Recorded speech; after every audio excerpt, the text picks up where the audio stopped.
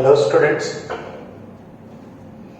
Last session में हमने business finance का कैपिटल बजटिंग नाम का टॉपिक कंप्लीट किया था। आज हम स्टार्ट करेंगे कैश फ्लो एनालिसिस।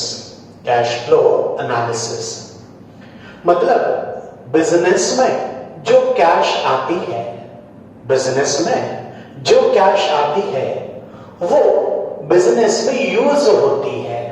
बिजनेस में यूज होती है मतलब वो कैश का फ्लो बिजनेस में होता है। अब उसका एनालिसिस करेंगे। उसका एनालिसिस करेंगे मतलब क्या कि साल की शुरुआत में हमारे पास फॉर एग्जांपल 10,000 की कैश थी और साल के आखिरी में वो 15,000 की हो गई। तो 10,000 की कैश 15,000 हुई। साल के बीच में कहीं पर से पैसा आया होगा, कहीं पैसा दिया होगा, मतलब पैसा कहीं ना कहीं से आया होगा और पैसा कहीं ना कहीं यूज हुआ होगा। ये सब यूज करने के बाद मेरे पास 15,000 बचा। तो फिर वो पैसा कहां यूज हुआ या वो पैसा कहां से आया, बराबर। तो बिजनेस करते समय ऑपरेशन जो होता है वो 3 प्रकार का होता है। बिजनेस का एक मेन ऑपरेशन हो गया, तो वहां से कैश जनरेट होती है, तो उसे कहा जाता है कैश फ्रॉम ऑपरेटिंग एक्टिविटी या कैश यूटिलाइज्ड इन ऑपरेटिंग एक्टिविटी। दूसरा होता है फाइनेंसिंग एक्टिविटी, मतलब बिजनेस करने के लिए हमने फाइनेंस लिया, मतलब कहीं से लोन लिया, तो लोन लिया होगा तो पैसा आएगा, लोन दिया होगा तो पैसा जाएगा। ठीक, तो वहां से कितना कैश का इनफ्लो हुआ या आउटफ्लो हुआ। और तीसरी इन्वेस्टिंग एक्टिविटी, बिजनेस का पैसा हमने कहां कहां यूटिलाइज किया या कहां कहां इन्वेस्ट किया। ठीक, तो हमने बिजनेस का पैसा फिक्स्ड असेट में इन्वेस्ट किया। क्या फिक्स्ड असेट में इन्वेस्ट करेंगे तो फिक्स्ड असेट बेची या फिक्स्ड असेट खरीदी। बेचेंगे तो पैसा आएगा, मतलब कैश का इनफ्लो होगा। खरीदेंगे तो पैसा जाएगा, मतलब कैश का आउटफ्लो होगा। ठीक, तो हमें यह निकालना है कि साल के बीच में, साल के शुरुआत से लेकर साल के अंत तक, साल के शुरुआत से लेकर साल के अंत तक कैश का फ्लो कहां कहां हुआ, उसका हमें एनालिसिस करना है। ऑपरेशन में कितनी कैश गई या वहां से कितनी कैश जनरेट हुई, फाइनेंसिंग एक्टिविटी में कितनी कैश गई या वहां से कितनी कैश जनरेट हुई, इन्वेस्टिंग एक्टिविटी में कितनी कैश गई या वहां से कितनी कैश जनरेट हुई। इस तरीके से हमें वो कैश का फ्लो क्या करना है, कैश के फ्लो का हमें एनालिसिस करना है। ठीक है, अब उसका एक स्टेटमेंट बनाया जाता है जिसे कहा जाता है cash flow statement.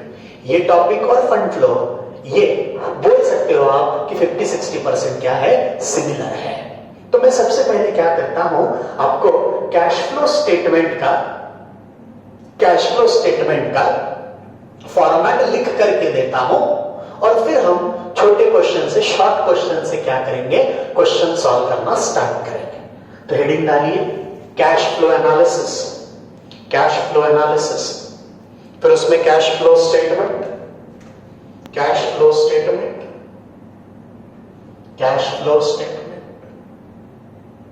Cash flow statement,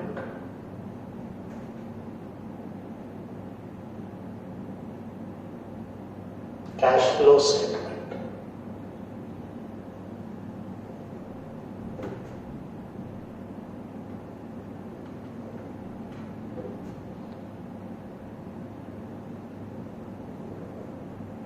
cash flow statement,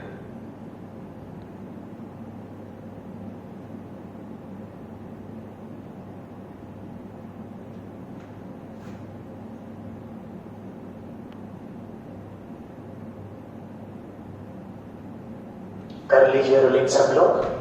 cash flow statement,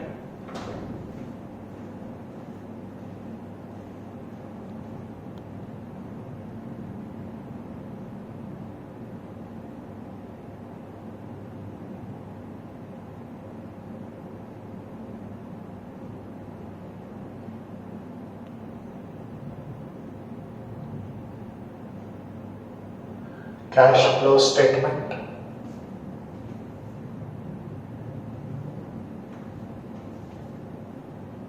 ठीक है।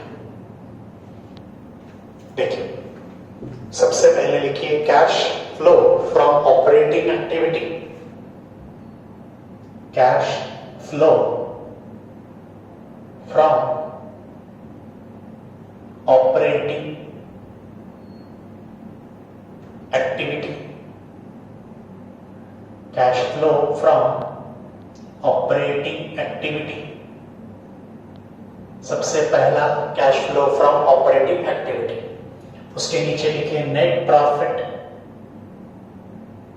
Net profit before tax, net profit before tax.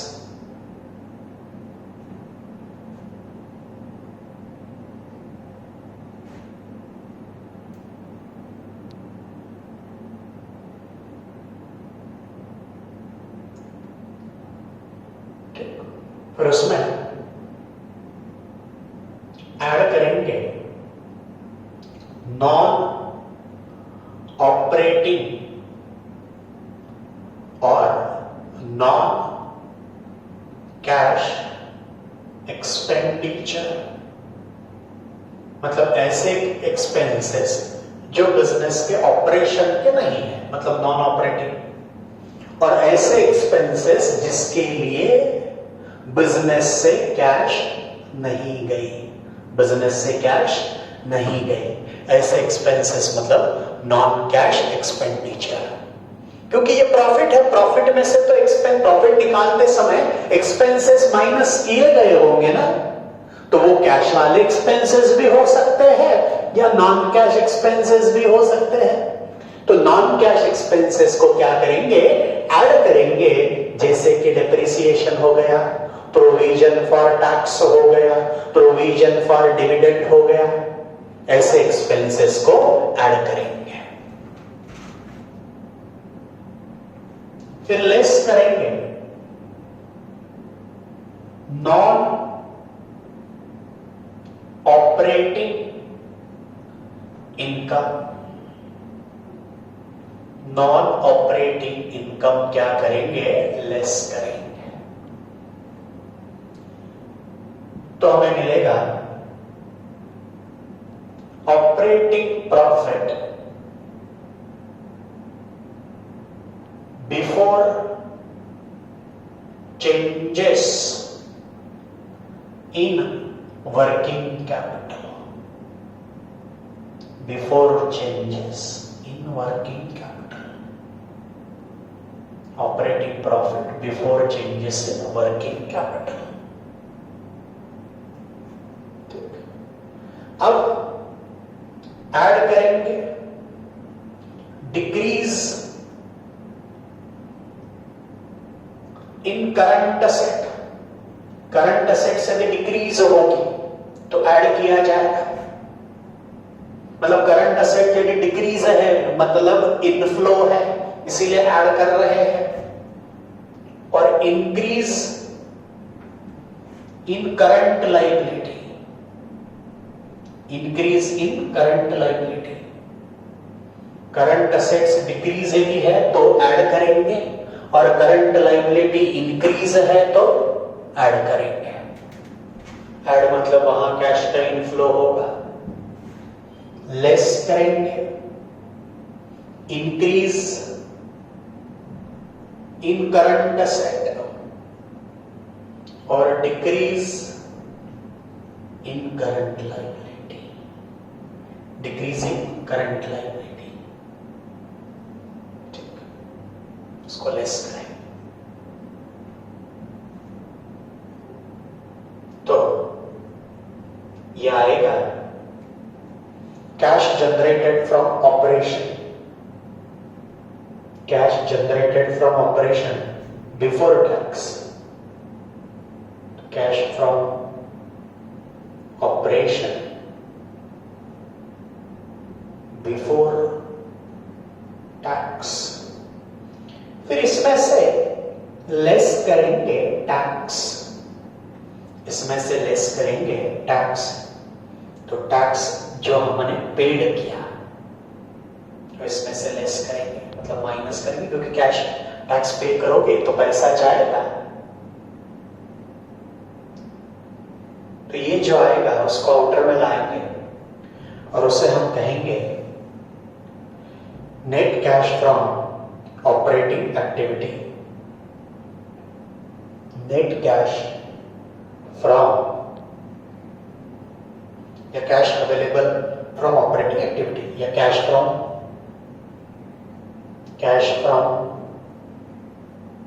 Operating activity,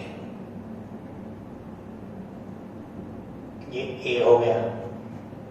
उसके बाद second cash flow from investing activity, B cash flow from investing activity, investing activity, cash flow from investing activity, मतलब आपने जहां पैसा invest किया, तो इन्वेस्ट करोगे तो पैसा जाएगा, इन्वेस्टमेंट खरीदोगे तो पैसा जाएगा, इन्वेस्टमेंट बेचोगे तो पैसा आएगा। तो सेल ऑफ इन्वेस्टमेंट,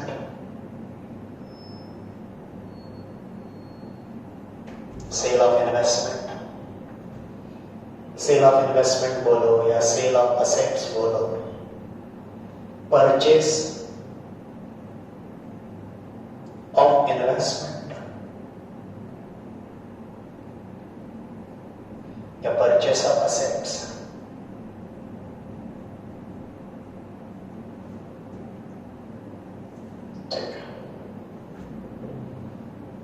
ये सब चीजें यहां आएगी।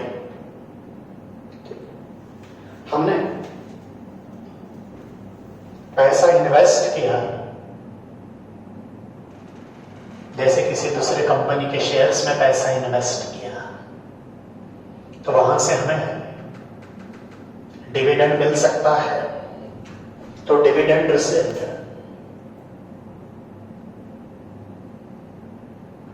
डिविडेंड रिसिव्ड,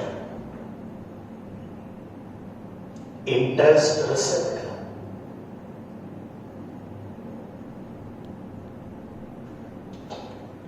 ये सब प्लस माइनस करके अमाउंट आउटर में लाएंगे, उसे कहेंगे cash from investing activity, cash from investing activity, cash from investing activity. तीसरा पार्ट है cash flow from financing activity, cash flow from financing activity, cash flow from financing activity.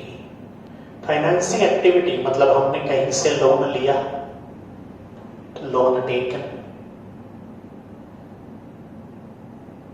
Issue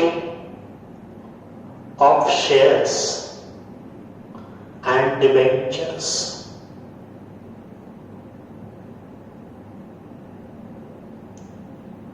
loan यदि हम repay करेंगे तो repayment of loan, loan repayment, redemption of shares and debentures,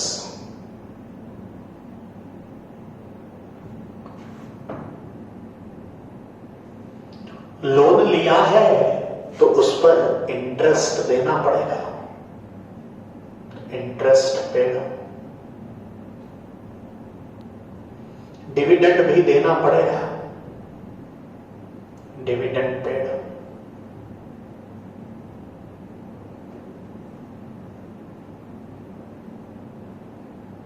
यह आएगा cash flow from financing activity, cash flow financing activity,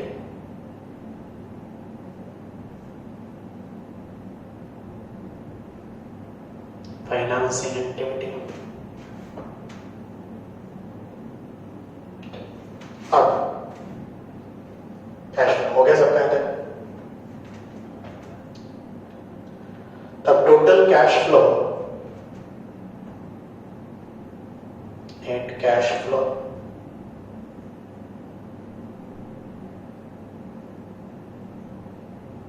A plus B plus C,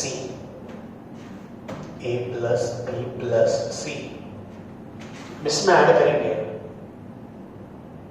opening cash public bank balance,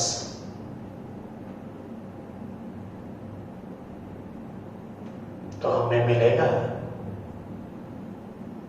closing cash public bank balance, closing cash public bank balance. ठीक है, इतना लिख लीजिए आप।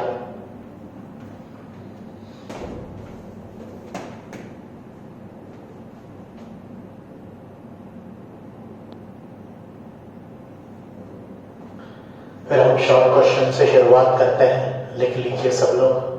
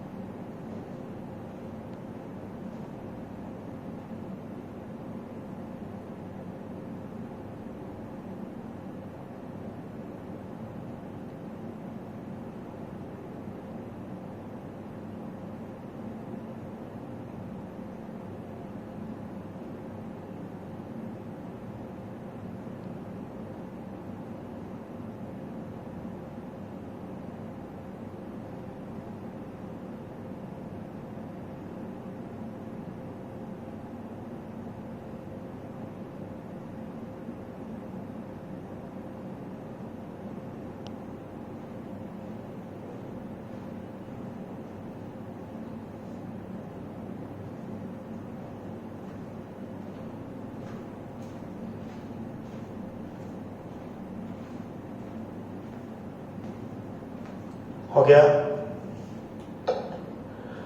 देखिए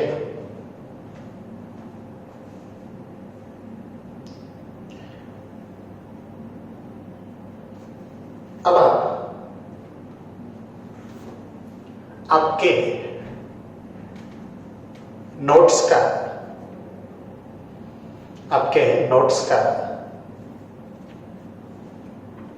page number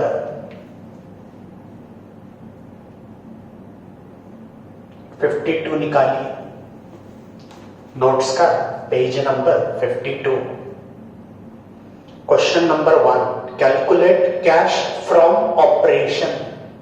calculate cash from operation मतलब business के main operation से कितनी कैश जनरेट हो रही है, मतलब हमें यहां तक ही निकालना है, यहां तक ही निकालना।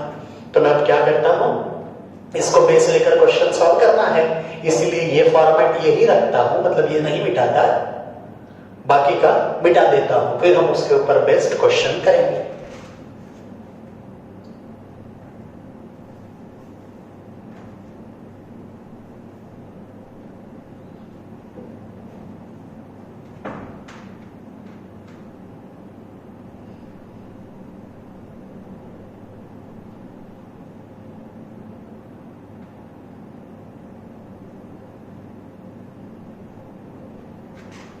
यहां तक ही निकालने का आज हम पढ़ेंगे। कैश फ्रॉम ऑपरेटिंग एक्टिविटी कैसे निकलती है।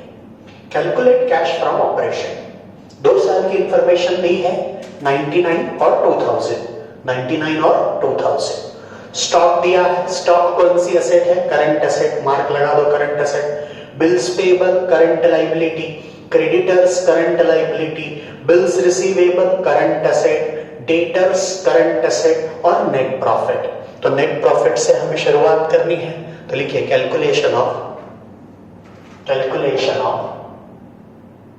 Question number 1, calculation of cash from operation, cash from operation, cash from operation,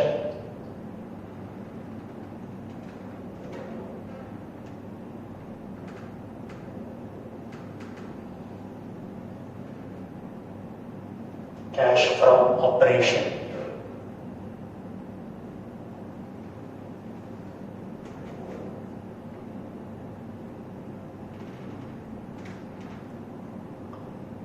particular amount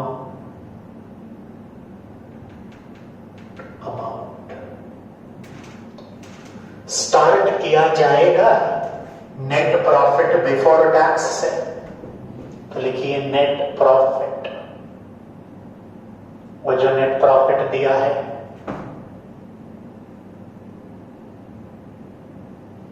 net profit है कितना, 8000, नेट प्रॉफिट दिया है 8000। अब इसमें ऐड करेंगे नॉन ऑपरेटिंग एक्सपेंसेस और नॉन ऑपरेटिंग या नॉन कैश एक्सपेंसेस। ऐसा कुछ भी यहां दिया नहीं है, लेस करेंगे non operating income, non operating income, ये भी कुछ नहीं है, तो ये 8000 ही आएगा आपका operating profit before changes in working capital. Operating profit before changes in working capital, working capital. अब इसमें ऐड किया जाता है decrease in current asset and increase in current liability. Current assets यदि डिक्रीज होगी तो ऐड करेंगे, करंट लायबिलिटी इंक्रीज होगी तो ऐड करेंगे। 4-5 लाइन छोड़कर लेस उल्टा लिखेंगे, इंक्रीज इन करंट एसेट और डिक्रीज इन करंट लायबिलिटी। अब देखिए, सबसे पहले स्टॉक ये करंट एसेट है। स्टॉक पहले था 55,000, अभी स्टॉक दिख रहा है 62,000, मतलब 7,000 रुपए से स्टॉक बढ़ गया। 7,000 रुपए से स्टॉक बढ़ गया। स्टॉक बढ़ गया मतलब करंट एसेट्स बढ़ गई। करंट एसेट्स बढ़ गई है तो उसको लेस करना पड़ेगा, तो यहां लिखिए स्टॉक 7,000। ठीक, उसके बाद बिल्स पेबल पहले 14,000 था, अभी बिल्स पेबल 8,000 दिख रहा है, मतलब बिल्स पेबल 6,000 से कम हुआ। इसका मतलब उस बिल्स का हमने पेमेंट किया है मतलब पैसा गया होगा, इसीलिए लिस्ट में लिखेंगे decrease in current liability. Bills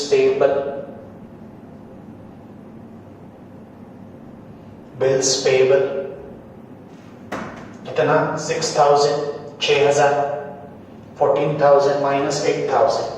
creditors ये करंट लायबिलिटी है, क्रेडिटर्स पहले 45,000 था, अभी 48,000 हुआ, मतलब 3,000 रुपए से क्रेडिटर्स बढ़ गए, मतलब करंट लायबिलिटी बढ़ गई, तो increase in current liability. Creditors कितना? 3,000, creditors 3,000। Then bills receivable, bills receivable पहले 9,000 था, अभी 11,000 दिख रहा है, मतलब 2,000 रुपए से बिल्स रिसीवेबल बढ़ गया। बिल्स रिसीवेबल बढ़ गया मतलब करंट असेट्स बढ़ गई, तो increasing current asset. Bills receivable, bills receivable 2,000, 2,000। Debtors, debtors पहले 45,000 था, अभी 42,000 हुआ, तो 3,000 रुपए से डेटर्स का बैलेंस कम हुआ। डेटर से करंट असेट है, करंट असेट का बैलेंस कम हुआ मतलब डिक्रीज हुआ, तो यहां लिखेंगे डेटर्स, डेटर्स 3,000।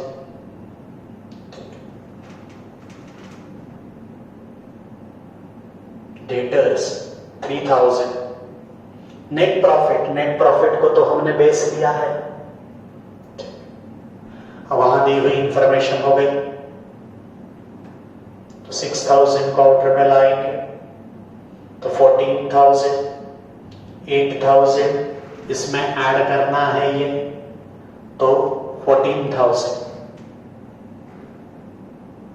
7, 6, 13, 13 और 2, 15, 15,000 ये माइनस करना है, ये माइनस करना है, तो 14,000 माइनस 15,000, 1,000, तो ये आया cash from operation before tax. Cash from operation before tax, before tax. इसमें से लेस करेंगे टैक्स पेड, इसमें से लेस करेंगे टैक्स पेड, ठीक, ये निगेटिव में आया, इसमें से लेस करेंगे टैक्स पेड, टैक्स पेड दिया नहीं है, तो 1,000 निगेटिव में आएगा, तो ये आएगा cash from operating activity. Cash from operating activity, cash from operating activity, cash from operating activity. समझे सबको? ये एक बार देख लीजिए।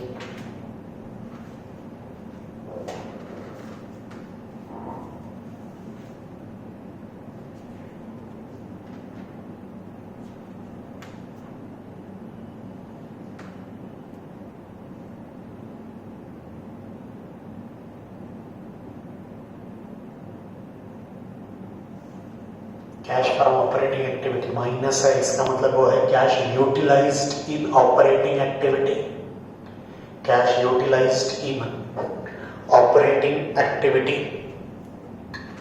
ठीक है। अब एक क्वेश्चन आप सॉल्व करेंगे, क्वेश्चन नंबर 2। देखो, प्रॉफिट 1,35,000, तो प्रॉफिट को बेस लेंगे आप, नेट प्रॉफिट 1,35,000।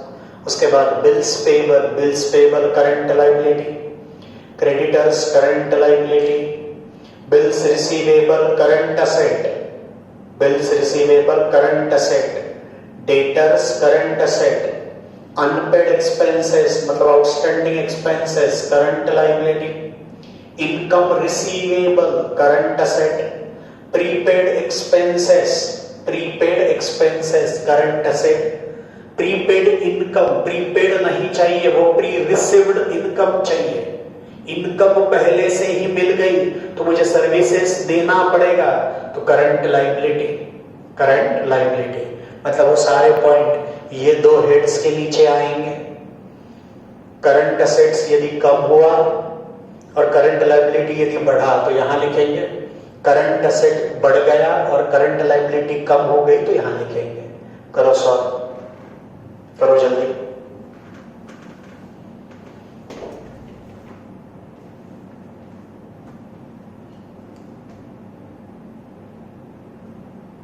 जल्दी करो।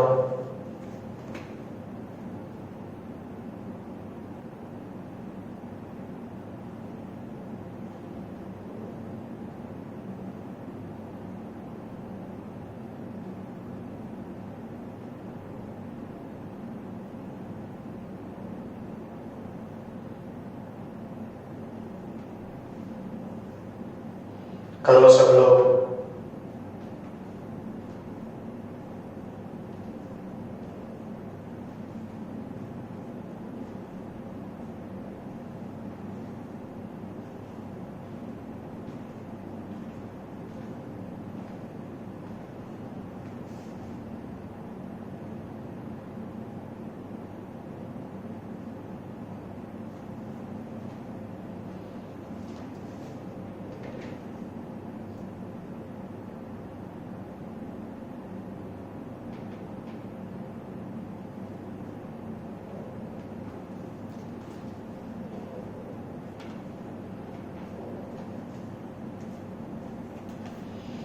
बिल्स पेबल पहले 9,000 था, अभी 7,000 हुआ, मतलब 2,000 से बिल्स पेबल कम हुआ, तो डिक्रीज इन करंट लायबिलिटी में आएगा 2,000। क्रेडिटर्स पहले 17,000 था, अभी 22,000 हुआ, मतलब 5,000 से क्रेडिटर्स बढ़ेगा, तो 5,000 इंक्रीज इन करंट लायबिलिटी में आएगा। उसके बाद बिल्स रिसीवेबल, बिल्स रिसीवेबल पहले 11,000 था, अभी 13,000 हुआ, मतलब 2,000 से बिल्स रिसीवेबल बढ़ गया, तो इंक्रीज इन करंट असेट्स में आएगा बिल्स रिसीवेबल। उसके बाद डेटर्स, डेटर्स पहले 52,000 था, अभी 48,000 हुआ, मतलब 4,000 रुपए से बिल्स डेटर्स का बैलेंस क्या हो गया, कम हो गया, तो decrease in current asset add में आएगा। अनपेड एक्सपेंसेस मतलब आउटस्टैंडिंग एक्सपेंसेस, पहले 1,400 था, फिर 1,600 हुआ, मतलब आउटस्टैंडिंग एक्सपेंसेस मतलब करंट लायबिलिटी 200 रुपए से बढ़ गई, तो वो यहाँ आएगा ऐड में। इनकम रिसीवेबल पहले 700 था, अभी 760 हुआ, इनकम रिसीवेबल करंट असेट है, वो 60 रुपए से बढ़ गई, तो लेस में आएगा। प्रीपेड एक्सपेंसेस मतलब ही करंट असेट, पहले 1,000 था, अभी 900 हुआ, तो 100 रुपए से वो कम हुआ, तो ये हो गया डिक्रीज इन करंट असेट, तो ऐड में आएगा। लास्ट प्री रिसीव्ड इनकम मतलब income received in advance, advance में इनकम मिली है तो मुझे सर्विसेज देना पड़ेगा, मतलब मैं सर्विसेज देने के लिए लायबल हूं, तो ये करंट लायबिलिटी में आएगा। तो पहले था 500, अभी हुआ 600, तो वो इंक्रीज इन करंट लायबिलिटी है, तो वो भी ऐड में आएगा। ठीक है, समझा है सबको ये? अब ऐसा ही क्वेश्चन नंबर 3 और 4 है, ठीक, वो आप सॉल्व करेंगे, उसमें कुछ डाउट आएंगे तो वो आप ग्रुप पर शेयर करेंगे।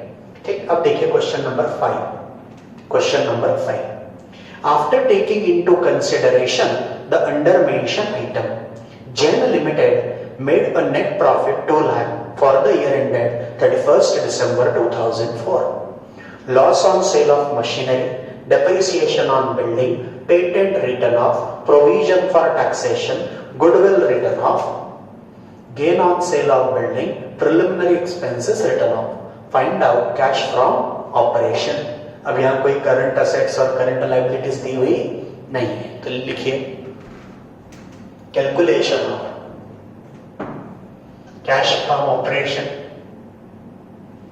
Calculation of cash from operation,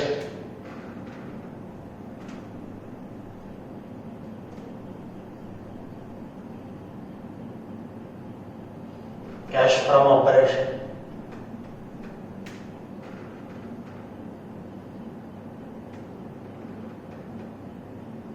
cash from operation,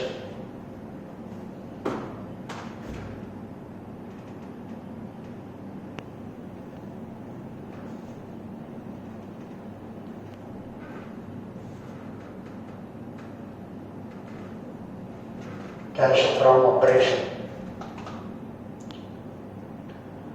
वहां दिया है net profit 2 lakh, net profit 2 lakh. इसमें ऐड करेंगे नॉन ऑपरेटिंग एक्सपेंसेस या non cash expenses.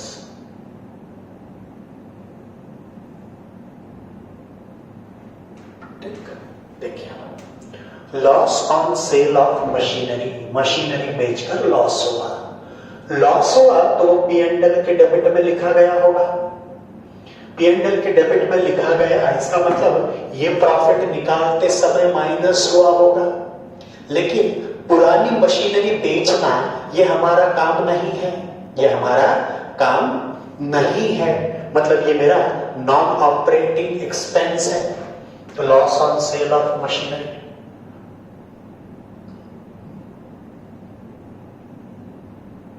Loss on sale of machinery कितना? 20,000। डेप्रिसिएशन ऑन बिल्डिंग, बिल्डिंग पर डेप्रिसिएशन चार्ज हुआ, बिल्डिंग का डेप्रिसिएशन P&L के डेबिट में लिखते हो, बराबर। लेकिन डेप्रिसिएशन की वजह से एसेट की वैल्यू कम हुई, लेकिन उसके लिए पैसा बाहर नहीं गया, मतलब ये नॉन कैश एक्सपेंडिचर है। तो depreciation on building, depreciation on building 8,000। Patent return of, ये भी पेटेंट को राइट ऑफ किया, ये भी P&L के डेबिट में गया, लेकिन इसके लिए भी कैश बाहर नहीं जाएगी। तो patent return of, patent return of 10,000। Provision for tax, tax पे करने के लिए प्रोविजन की, मतलब P&L के डेबिट से प्रोविजन फॉर टैक्स अकाउंट में ले गए, मतलब इसके लिए भी पैसा बाहर नहीं गया। पैसा बाहर कब जाएगा? जब टैक्स का पेमेंट करोगे तब। तो provision for tax 20,000। Goodwill return of, goodwill right of, मतलब असेट में से माइनस किया और P&L के डेबिट में लाया, मतलब यहां पर भी पैसा बाहर नहीं गया। गुडविल रिटर्न ऑफ कितना? 10,000।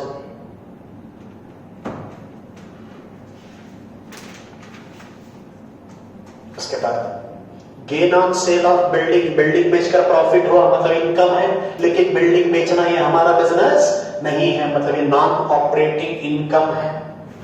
इसको less non operating income, gain on sale of building, gain on sale of building कितने का गेन हुआ? 8,000। प्रिलिमिनरी एक्सपेंसेस रिटर्न ऑफ, तो प्रिलिमिनरी एक्सपेंसेस राइट ऑफ क्या करते हो? असेट में से माइनस करते हो और यहां डेबिट में लिखते हो, तो ये भी नॉन कैश एक्सपेंडिचर है। प्रिलिमिनरी एक्सपेंसेस रिटर्न ऑफ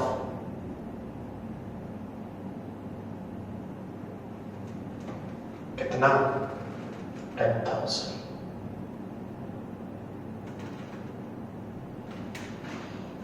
वहां ढेर सारी इंफॉर्मेशन हो गई है।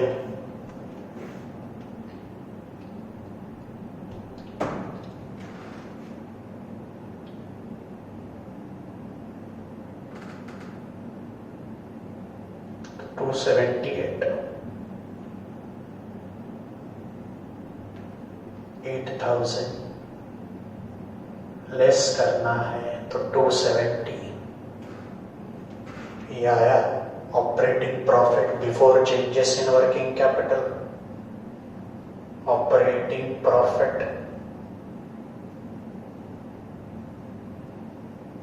Before changes in working capital, फिर add decrease increase in current asset और इंक्रीज इन करंट लायबिलिटी, वो कुछ भी नहीं है less increase in current asset और डिक्रीज इन करंट लायबिलिटी। 2,70,000 ये आएगा cash from operation before tax, cash from operation before tax. इसमें से लेस करेंगे tax paid,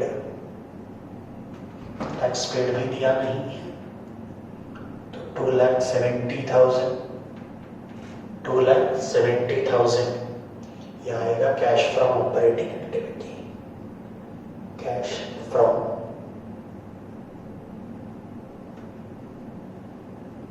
operating activity, cash from operating activity. समझा है सर को? क्वेश्चन नंबर 6 फिर से सेम वैसा ही है, 2005-2006 की इंफॉर्मेशन दी है और पूछा है असर्टेन कैश फ्रॉम ऑपरेशन। तो net profit 1 lakh, debtors current asset पहले 72 फिर 70, मतलब 2000 से डेटर्स कम हुए तो उसको ऐड में लिखेंगे। बिल्स रिसीवेबल 3843, मतलब 5000 से बिल्स रिसीवेबल बढ़ गया तो increase in current asset. Creditors 7780, 3000 से क्रेडिटर्स बढ़ गए मतलब करंट लायबिलिटी बढ़ गई तो increase in current liability.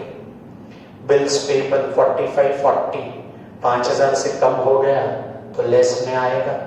Stock 88 और 95,000, 88 और 95,000 तो 7,000 से स्टॉक का बैलेंस क्या हो गया, बढ़ गया, मतलब इंक्रीज इन करंट असेट। ठीक है, कर पाएंगे? ये अब आपके शॉर्ट क्वेश्चंस मैंने कराया आपको। नेक्स्ट क्लास में हम लॉन्ग क्वेश्चन स्टार्ट करेंगे, क्वेश्चन नंबर 7 के आगे। ठीक है, थैंक यू। नेक्स्ट क्लास में हम आगे कंटिन्यू करेंगे।